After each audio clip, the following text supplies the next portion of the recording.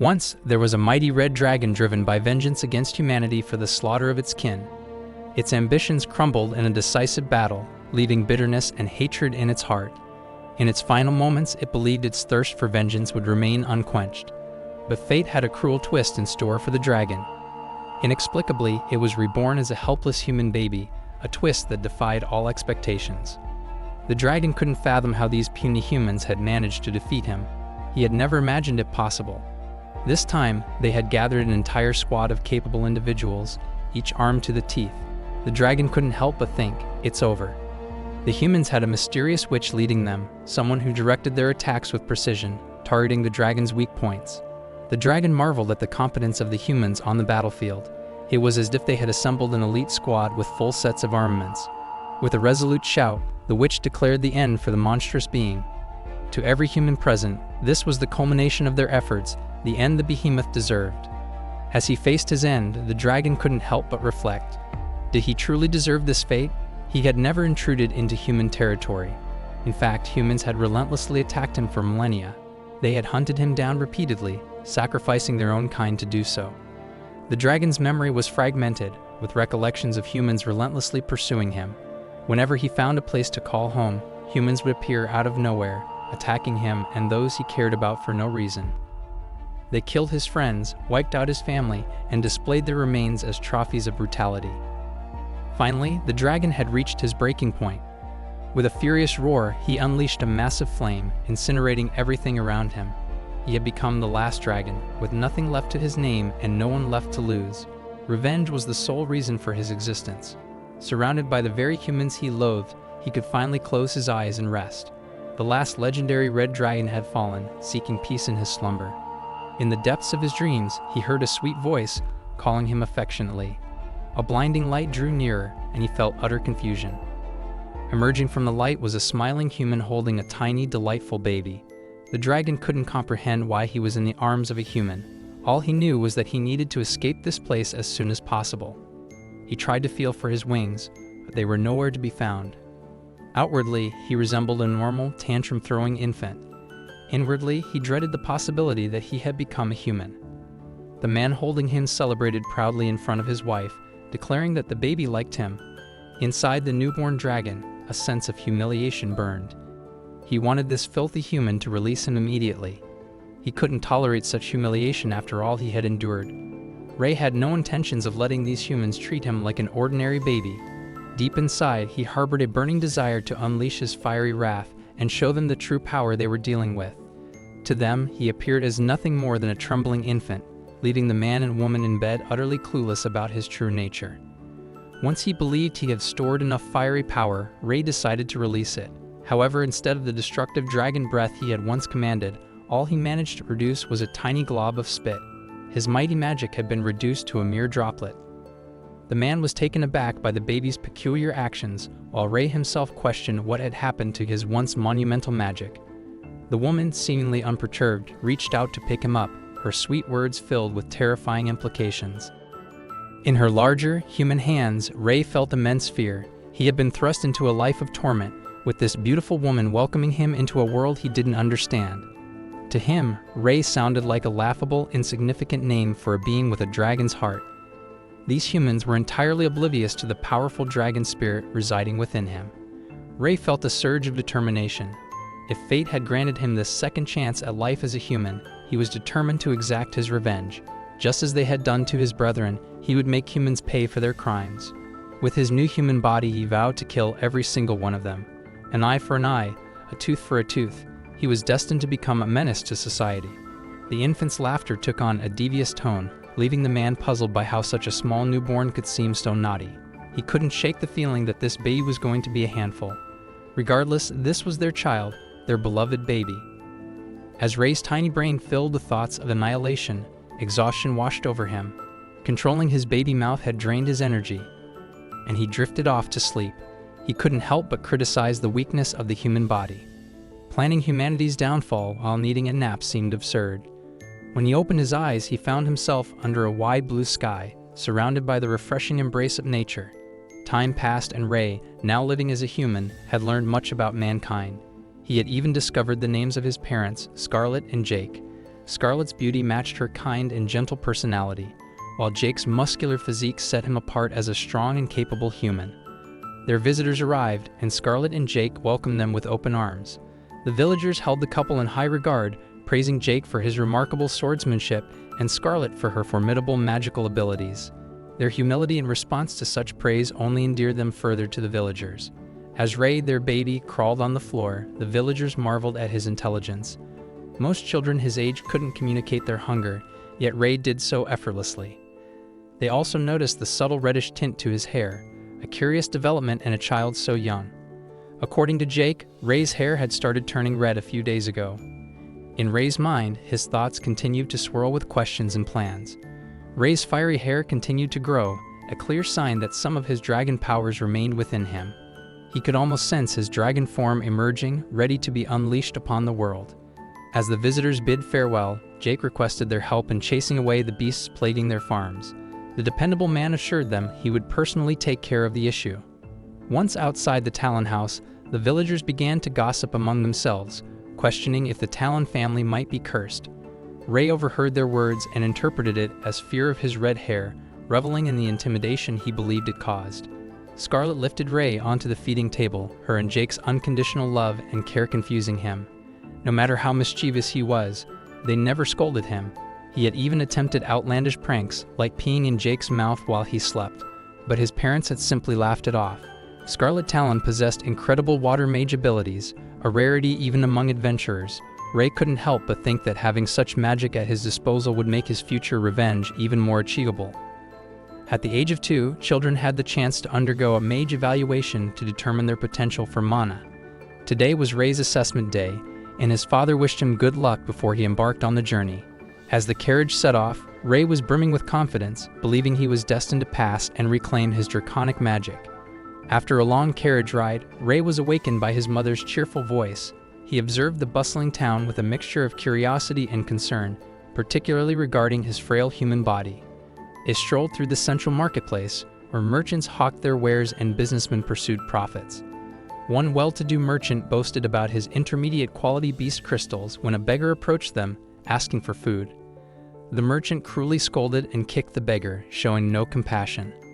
Ray watched this scene unfold with a sense of tragedy. Despite all being humans, they ridiculed and belittled those weaker than themselves. In his previous life, he had considered it his duty to protect the weak, regardless of their form or species. Although he had failed in his past life, he remained committed to that ideal. Dragons, he thought, had the right attitude. While being carried in his mother's arms, they finally arrived at the bustling Roland Academy. The line to take the mage evaluation extended from the academy entrance, and Ray eagerly joined it. An attendant guided them, ensuring an orderly queue where candidates would be called by name. Ray had never seen so many people in one place, and his excitement soared. In the background, those who had failed the test grieved, their disappointment palpable. Ray's determination burned. He was confident he'd ace this mage assessment.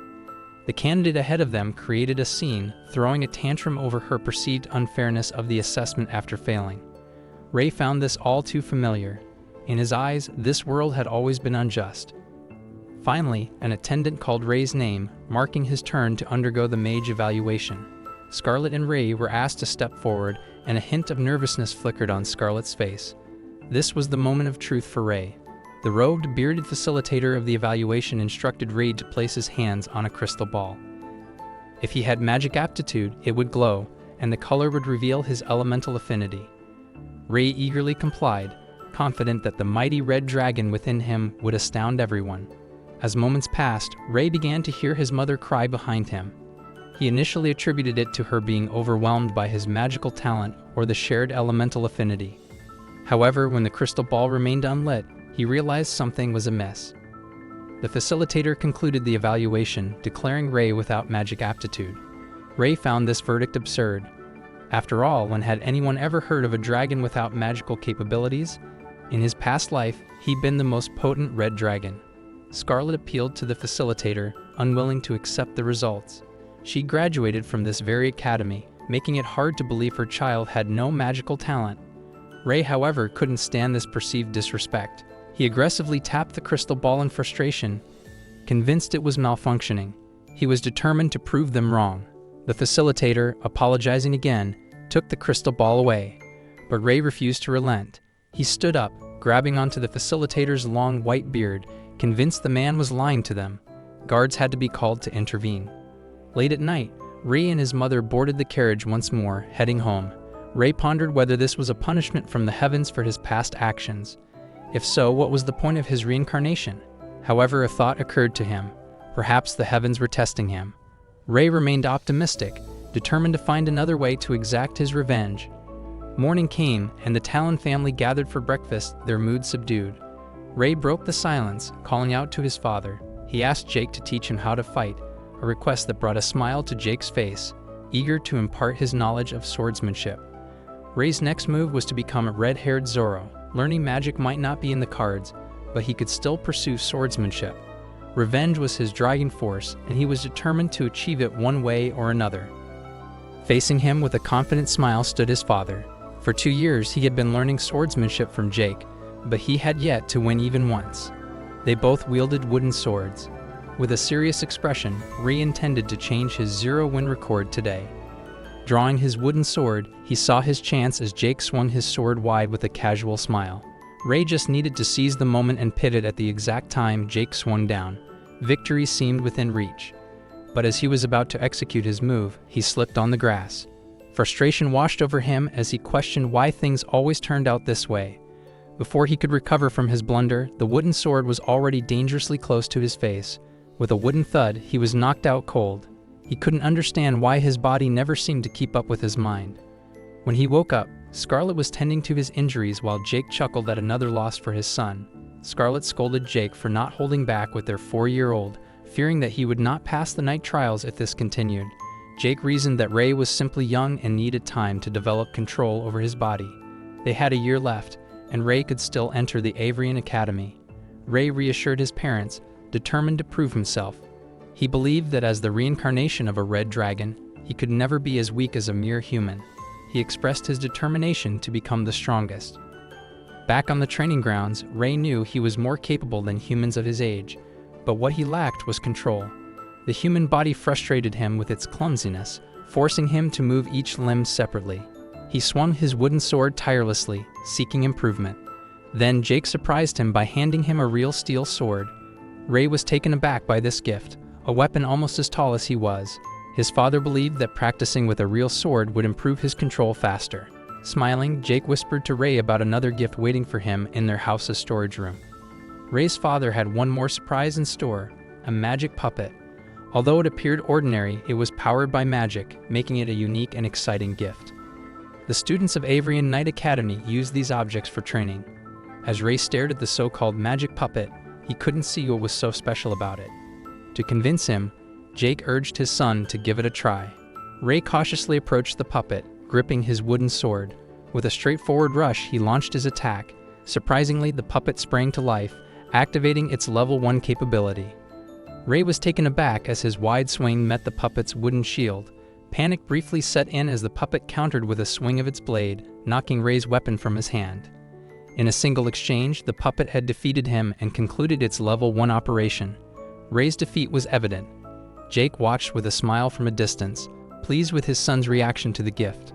He reassured Rei that if he could conquer the first level of the puppet, it would guarantee his success in the exams.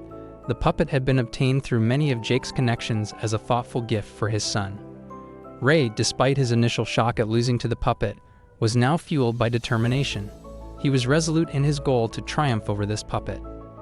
In the serene surroundings under the clear blue skies, the sound of determined grunts filled the air as Rei swung his sword repeatedly. However, his movements still lagged behind his thoughts. As Rei lay in frustration, his sword nearby, he realized that this human body was holding him back. He needed to improve significantly to defeat even the first level of the puppet, let alone seek revenge against humanity. As he tried to stand, he heard an unfamiliar voice questioning why he wanted to battle a puppet. Alarmed, he readied himself for a counterattack, demanding to know who was there. To his surprise, he was met by a blonde girl in a red hooded cloak, about the same age as him. She introduced herself as Amy and explained that she lived in a nearby village. She had noticed him still on the mountain at this late hour and had come to remind him to leave before dark. Rei relaxed, realizing that she meant no harm. She continued by explaining that the area near the magic forest was dangerous at night due to magic beasts. Rei hadn't been aware that magic beasts roamed this area. Amy seemed knowledgeable about the mountains, as she often gathered fruits and vegetables nearby. She offered to accompany him down the mountain as the sun was setting, and he agreed. As they walked, he made a mental note of her name, Amy. Before he could introduce himself, she interrupted, already knowing his name. Rei was famous in the village, and he couldn't escape the attention. While the villagers praised his size and growth, there was an underlying fear of his supposed curse due to his red hair. They respected his parents but regarded him with unfounded fear, making him feel like a foreign entity in the village. Each whispered remark stung him deeply, and he couldn't help but feel like an outcast, even though his parents were still alive. Terrifying red dragons to frighten their children. Red was a color symbolizing strength and evil in human society, which was ironic considering that it was the greedy humans who had driven the dragons to near extinction. Now, they were the ones being painted as evil in stories. Dragons used their immense power and fire to seek revenge and protect themselves, but humans interpreted it as proof of their brutality. Amy noticed that Rei had stopped in his tracks and called out to him to hurry up. As they walked side by side, leaving the mountains behind, Amy mentioned that she had seen him around these parts quite often lately. Rei confirmed that he had been practicing swordsmanship, intending to become a swordsman like his father. Amy knew that Rei's father was the only swordsman in the village and asked if he planned to sign up for the Knight Academy. Rei confirmed his intention to do so. Amy shared that her brother was also planning to take the exam. She thought her brother might be a bit envious of Rei since he had Jake as a mentor, while others in the village couldn't learn proper swordsmanship. She suggested that Rei and her brother could become friends and practice together. As they were about to exit the mountains, they heard the sound of approaching footsteps. A loud, overbearing voice called out to them.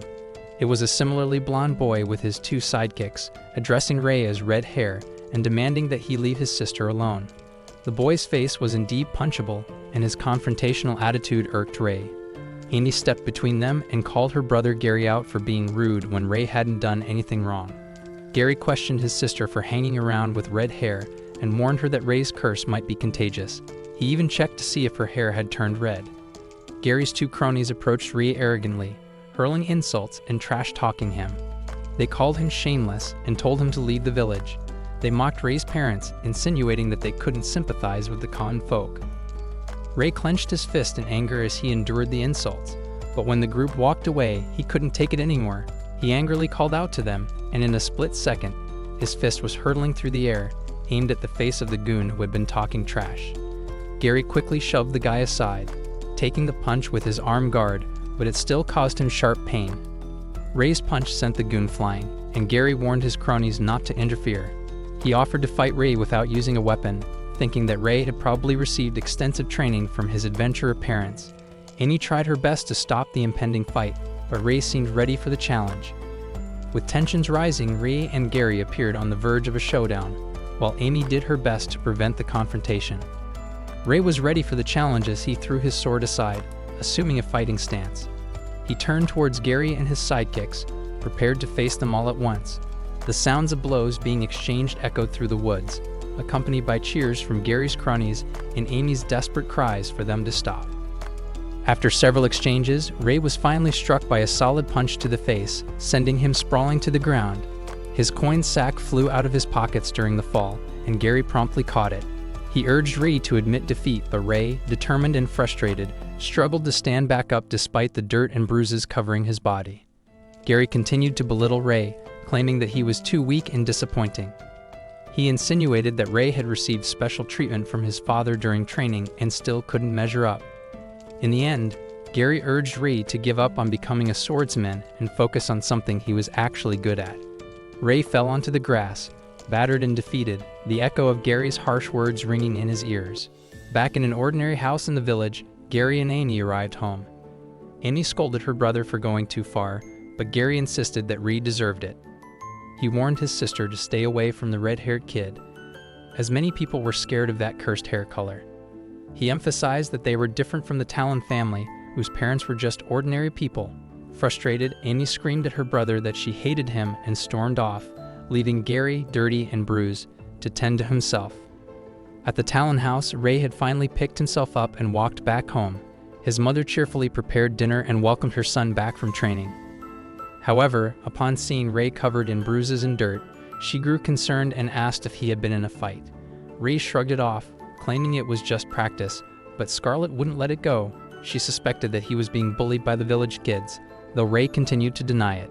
Despite her worries about her son's injuries leaving scars, Rei insisted that it was alright because he was a man. Jake, the carefree father, smiled with approval, praising Rei for his dedication to training. Rei informed his parents that he wanted to continue practicing, and he headed to the storage room. There he activated the magic puppet to level 1 and began combat training.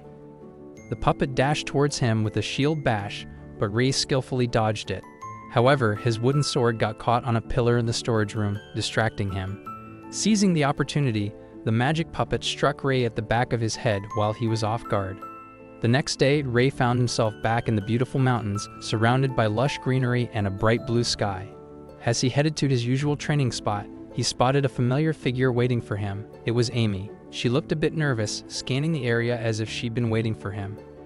When she saw Rei approaching, her cheerful expression turned into embarrassment, no doubt remembering what her brother had done. But she greeted Rei with a wide smile, waving joyfully. It was clear she'd been waiting for this moment to apologize in person. Rei, the forgiving soul, assured her that it wasn't a big deal and certainly not her fault. After all, he realized that he simply wasn't strong enough to fend off her brother. Amy's eyes welled up with genuine remorse, and Rei couldn't help but think that humans were indeed a troublesome bunch. It appeared he needed to work on his social skills at such a young age. Rei walked closer to Amy, plucked an apple from her basket, took a bite, and declared it as a symbol of accepting her apology. Amy reassured him that her brother Gary wouldn't trouble him anymore. From that day onward, Amy would be there at the same time and place, sometimes chatting away while Rei diligently swung his sword, other times sitting in peaceful silence, absorbed in her book. Before long, Rei had grown used to her presence, and a friendship blossomed. Meanwhile, at the entrance of the Talon family home, a cavalry of armored soldiers and combat horses had gathered. The leader of the troops delivered great news to Jake and Scarlet. The nearby villages had also been attacked by the same mysterious threat. There were no clear witnesses, but victims had been infected, rendering them unable to explain what had happened. The leader sought Jake and Scarlet's assistance. Scarlet knew that these creatures typically didn't appear near human settlements, and the situation was far from normal.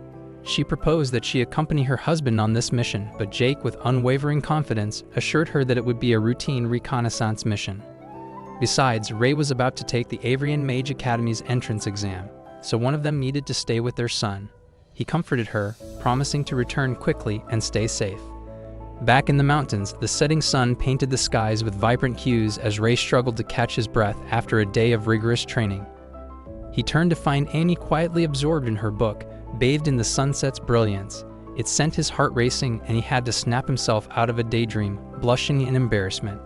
Rei approached Amy and suggested they call it a day and head home. She was so engrossed in her book and the serene surroundings that she hadn't even realized how late it had gotten. On the way home, Rei couldn't help but ask if she was facing any trouble in the village because of her friendship with him, given all the rumors circulating about him. Rei couldn't help but worry about how his red hair curse might affect Amy. He was concerned that she could be dragged into his troubles. However, Amy was resolute in her belief that it was their problem, not hers. She found Rei's red hair rather cool, and beyond that, she saw him as a special person deep inside. With her signature bright smile, she encouraged Rei to just be himself, and it warmed his heart. Amy's words reminded him of Gary's hurtful remarks, pushing him to find something he was good at. A smile slowly spread across his face as he felt something click. He eagerly thanked Amy for clearing his mind, and with newfound excitement, he rushed back home, looking forward to their next meeting. Back in the middle of the night, within the Talon House's storage room, the magic puppet activated to its first level. Rei bit down on the wooden sword's handle, crouched on all fours, and unleashed his true self. With nimble and natural movements, he moved like a wild beast, realizing that he was much more agile using all his limbs. Now was the time to put his newfound skills to the test. The magic puppet swung its wooden sword, and Rei jumped high above, landing swiftly behind the puppet. The robotic voice informed him that he had passed level 1, and Rei celebrated this victory. His idea of returning to his dragon-like fighting style had paid off. As the sun rose, the Talon household bustled with Jake's preparations.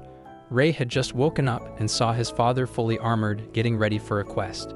Jake apologized to his son for having to leave temporarily, but assured him that he would return in time for the Night Academy exam. Encouraging Ray to practice with the puppet in his absence, Jake left with a confident smile, believing in his son's abilities. The driver of the carriage called for Jake's departure, and Scarlett handed him his longsword. The couple exchanged affectionate words before parting ways, leaving Ray with a sense of reassurance. As Ray made his way to his training spot on the mountain, he contemplated how his father would react to his newfound strength. He was determined to impress him upon his return. He credited Amy for helping him find a solution to his training struggles. While Ray still had reservations about humans, he couldn't help but feel a growing connection to his parents, Jake and Scarlett, and a sense of becoming more human as time passed. Ray, with the weight of his past and the recent lessons he had learned, found himself back at his usual training spot. He was determined not to seek revenge on those few who had treated him decently, like Amy, his dear friend. As he trained tirelessly, the thought of Amy crossed his mind, and he couldn't help but feel expectant, even embarrassed by his own feelings. He reminded himself that it was better that she wasn't there, as he needed to focus on his training. Time was of the essence, and he couldn't afford to be swayed by human emotions any longer. Hours passed, and the sun began to set. Ray, now lying on the comfortable-looking grass, woke up with a start. It was already late, and he knew he'd be in trouble with his mom if he didn't hurry home. As he rushed back to the village, thoughts of Amy returned. He hadn't properly thanked her for her advice, but he decided to do so tomorrow. Ray made it back to the village without any issues, but the sky had grown dark. Villagers were frantically gathering, holding torches, and searching for something or someone. Gary and Amy's father had a desperate look in his eyes as he asked the village blacksmith if he had seen his children. The blacksmith mentioned that he had seen the kids buying weapons earlier, saying something about going to the forest to hunt magic beasts. The news hit Amy and Gary's parents hard, and the villagers criticized the blacksmith for allowing the children to buy weapons. Gary and Amy's father immediately took action, calling for the guards to join the search for their kids. Ray, on the other hand, casually walked past the panicked villagers, his mind focused solely on the fate of Gary's group. He felt that they were getting a taste of their own medicine, but he didn't wish harm upon Amy, who had treated him kindly. However, she was stuck with her reckless brother, and Ray couldn't shake off the thought that karma was at play. As the villagers organized a search party with torches in hand, Ray's cold perspective started to shift. He couldn't ignore the image of Amy's lively face calling out to him, and he realized he had a choice to make. Despite his initial reluctance, he turned back, a sense of urgency taking over. He knew he couldn't abandon Amy, the one person who had shown him kindness. With determination, Ray rushed toward the forest, hoping that Amy was safe and waiting for him. He hadn't thanked her properly for her help with the puppet, and he wasn't about to let her down now. Deep in the forest, wolf beast bodies were scattered about, and Ray was determined to find her. On the ground, amidst the fallen wolves, lay Gary's two sidekicks, unconscious. Gary himself stood bravely, clutching a sword as he attempted to shield Amy from the menacing creature they faced. Amy cried out in fear, her brother trembling as he tried to gather his resolve. They were confronted by a battle-scarred, three-eyed magical wolf beast, a monstrous adversary. Ray, aware that he was running out of time, sprinted as fast as his legs could carry him. Gasping for breath, he pushed himself to his limits, desperately plunging deeper into the forest. As he went further, the scent of fresh blood hung in the air, raising the stakes. It seemed that Amy might indeed be in grave danger. When he reached the scene and leaned against a tree for support, he found disappointment instead of relief. The scent led to a young demonic wolf with a blade wound on its stomach, recently injured. Ray was puzzled. It seemed the kids had killed a young pup. Confusingly, the footsteps around were all jumbled, making it difficult for him to determine the direction to follow. While pondering his next move, a familiar scream pierced the air. It was Amy's voice. Yuri, the leader of Gary's group, was taking on the massive demonic wolf and, as expected, was getting battered, crashing into the trees. Meanwhile, Amy rushed to her brother's side. The demonic wolf, undeterred, leaped forward, its jaws wide open, emitting a savage howl as it descended upon them, its intent clear, to devour the children. Helpless, Amy closed her eyes, resigned to their grim fate. She cried out for anyone to help them. In the midst of the chaos, blood spurted onto the ground. Then, a gleam of steel caught Amy's eye. It was Ray wielding his sword. He thrust it into the beast's mouth, stopping its attack. Ray had arrived in the nick of time, a true savior. He asked if Amy was all right, and she confirmed her safety. But the other kids were in bad shape. Without warning, the demonic wolf launched another assault, this time scratching Rei on the shoulder. Rei stumbled backward, struggling to maintain his balance. He quickly reassured Amy that he wouldn't go down so easily. Rei formulated a plan to lead the monstrous wolf away from Amy. He jumped onto a tree branch, and the beast adjusted its position, preparing to pounce. Rei narrowly evaded the attack, showcasing his incredible agility. But deep down, he was frustrated with his own weakness. He was barely holding his own against the demonic wolf. In the past, such a creature would have posed no threat to him, but now he was nearing his limit. Despite his exceptional speed, he couldn't divert the wolf's attention away from Amy for long. The demonic wolf responded to Rei's call and charged once more, jaws open wide. Rei knew he had to make this attack count. He met the ferocious charge head-on, sword in hand, under the crimson moonlight. Rei clenched his teeth and clung onto the wolf's snout determined. With a swift and skillful swing, he struck one of the beast's three eyes, making him seem like a character out of Demon Slayer. The wolf howled in pain, attempting to shake him off, sending him hurtling toward the ground. Despite his grievous injuries, Rei managed to stand and shield Amy. In the past, he could have easily torn apart this demonic wolf with a single blow. But now he was reliant on a human weapon, his trusty sword, to face it with one eye less. The demonic wolf charged again, seemingly undeterred. Rei saw an opening in its attack, grasping the opportunity to sever one of its legs with a swift swing of his blade. The wolf landed heavily, closer to where Emmy and Gary were. The impact of the beast's landing sent Emmy and Gary flying. They struggled to get up, and Rei rushed to check on their well-being. The wolf, desperate and injured, tried to reach them with its sharp claws, but managed to land a critical strike on Rei, slashing his skin. Rei, now with the sword back in his teeth, was determined to end the fight.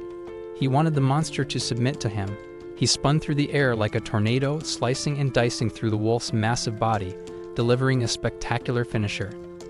The demonic wolf was so severely wounded that blood gushed from multiple parts of its colossal form. Rei had exerted all his power and stamina to execute that deadly move. He tumbled to the ground, looking around to find Amy and her brother. They lay unconscious nearby. Out of the corner of his eye, he noticed something peculiar, a strange alert and a small burning fire that materialized into a cute, fiery draconic creature. It held up a sign indicating a reward, unlocking the initial stages of the blessing of the dragon's eye and obtaining an intermediate-grade beast crystal. Rei contemplated whether to absorb the beast crystal, while the adorable draconic creature continued to make cheerful sounds. He disregarded the prompt, considering it a bunch of useless information. His priority was to locate and save Amy and her brother to prevent attracting more magic beasts. Summoning every ounce of strength, Rei struggled to stand, his wounds still oozing blood. Gary regained consciousness for a moment and recognized Rei as the boy he had beaten earlier, the one who had just saved them from certain death. Rei instructed him not to move as he carried both Gary and Amy. His strength was pushed to its absolute limit. The brother and sister had passed out, while Rei, with his severe injuries, persevered. He covered the other two unconscious children with loose twigs and rocks to shield them from potential danger, doing all he could with the resources at hand. The rest was left to fate as they remained deep within the forest. The villagers grew more agitated as their search party failed to find any clues about the missing children in the thick forest. Frustration was mounting among them. Suddenly, their eyes lit up as they spotted the red-haired kid from the Talon family, battered and covered in blood, carrying the two blonde siblings. They immediately tried to contact the parents and urged them to come to the scene. Rei, exhausted and suffering from grievous injuries, pleaded with the adults to help the kids, who needed immediate healing. Then he collapsed onto the ground. The villagers began murmuring among themselves, puzzled by the fact that these children had willingly entered the forest filled with magic beasts at night. They couldn't fathom why the kids would take such a risk. Amid the crowd, a frantic mother, bearing a resemblance to a lunch lady, rushed through, pushing people aside. She was the mother of the other two missing kids, Bob and Kyle. Upon learning that only the two blonde siblings had made it out of the magic forest, she refused to accept this information. She attempted to rush into the forest, but was stopped by the villagers who told her it was too dangerous to go in alone. Determined to rescue her sons, she forced her way through the crowd, accusing the villagers of cowardice for not searching for her children. She ran across the bridge, firmly believing her boys were waiting for her rescue. As she called out anxiously to her kids, she felt the ominous presence of magical beasts lurking in the forest's darkness. Sensing a beast with three eyes, she panicked and fled the forest, humiliated by her own cowardice. Turning her attention to the exhausted and injured Ray, she grabbed him by the collar and aggressively interrogated him about Bob and Kyle's whereabouts. She refused to believe her sons would willingly enter the forest. She accused Ray of tricking them and demanded he confess. She even slapped Ray hard, convinced that his red hair was a sign of calamity and misfortune. The villagers started whispering among themselves, joining the notion that Ray was responsible for leading the kids into the dangerous forest because he was the only one to return awake. They formed a mob against him, pouring blame without hesitation. The lady continued to slap him relentlessly, while the villagers accused him of leaving the others in the forest to die. Despite the pain he was enduring, Ray couldn't help but smile knowingly. He had already informed everyone that the kids were still in the forest, but his pleas fell on deaf ears. The lady regarded him with utmost contempt, labeling him a cold-blooded monster she could never forgive. Meanwhile, the villagers seemed to forget that he too was just a child, all because of the color of his hair. In their eyes, he was no longer considered one of them, just a symbol of their superstitions. The villagers saw Ray as a monster, and the lady from the mob menacingly approached him, clutching a torch. Ray feared the worst, wondering if she intended to do something terrible. He thought she needed professional help, like being locked up in a mental institution.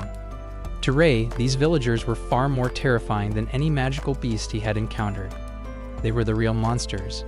As the lady raised the burning torch, repeating her curses and vowing never to forgive him, Ray felt the weight of impending doom.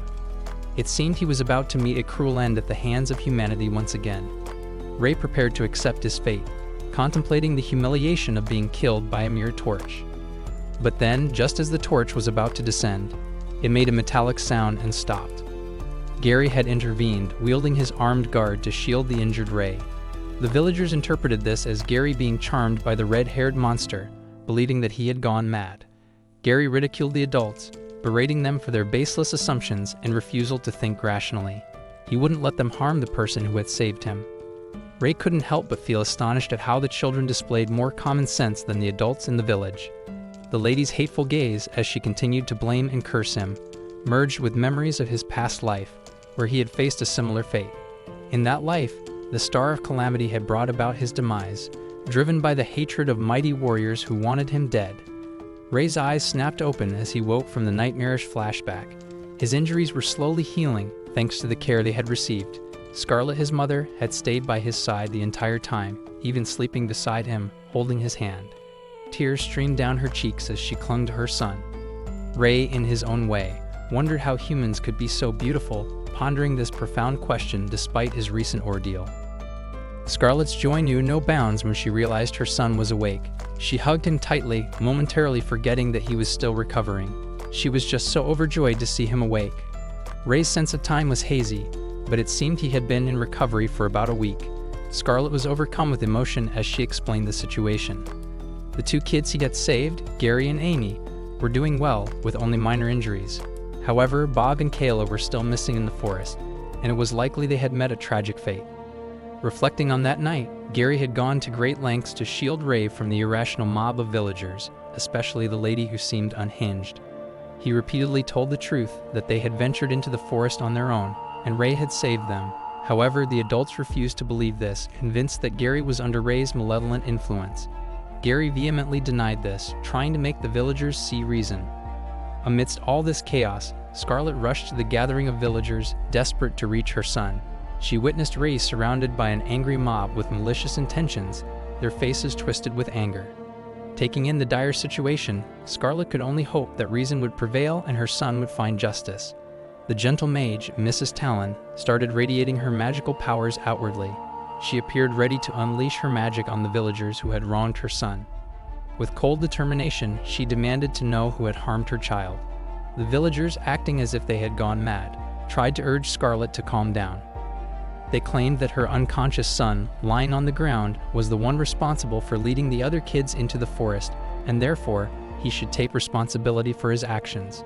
In the midst of the chaos, Gary was the only one thinking clearly. He attempted to reason with Scarlet, reminding her that she was a mother too and should understand the pain. But Scarlet's magical aura was so overpowering that it silenced the heartless woman who had beaten Ray. She trembled and wept as Scarlet held her son tightly, her fierce gaze making her cry out for help to rescue Bob and Kel.